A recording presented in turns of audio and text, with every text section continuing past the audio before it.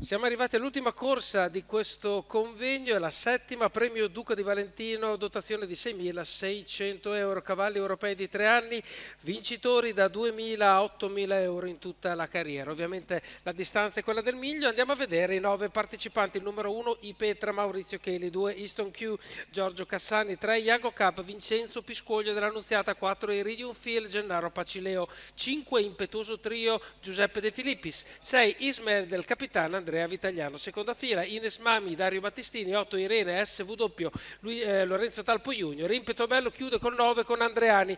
La macchina ha staccato e c'è il numero 5 di Impetuoso Trio, quello che forse non ci si aspettava, che prende la testa davanti al numero 3 di Iago Cup. Vincenzo Piscoglio dell'Annunziata si mette in seconda posizione, rimane terza Easton Q, mentre invece ha perso comunque completamente la partenza i Petra, che erano delle cavalle più attese. Cavallo 200 numero metri, 8 Irene 14 SW e 8 squalificato.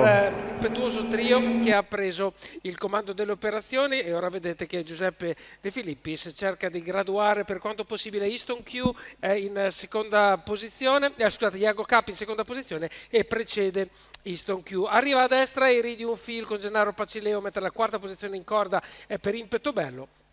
E poi dopo si chiude tutto il gruppo di quelli rimasti in corsa con il numero 6 di Ismael del Capitano con Andrea Vitagliano.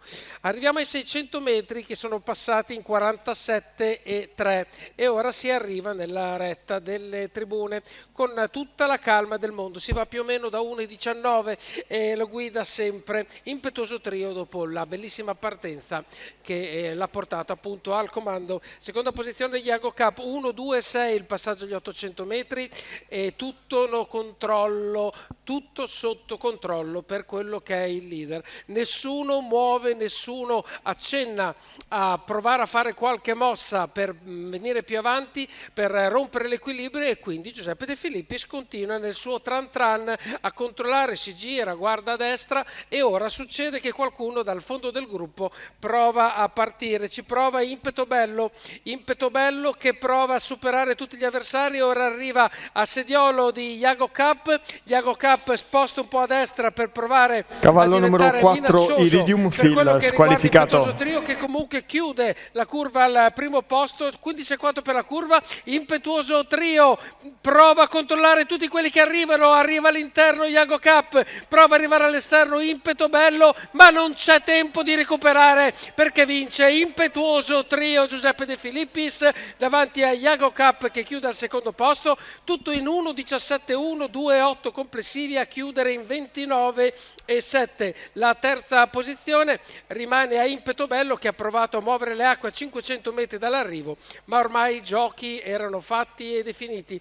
Quindi vittoria di Impetuoso Trio Giuseppe De Filippis, sia come allenatore che come guidatore per la scuderia Trio, che vince con questo maschio figlio di The Bank, che chiude la giornata di oggi al Savio. Noi vi aspettiamo ovviamente domani sera, sempre con inizio alle ore 20:45. Buonasera a tutti.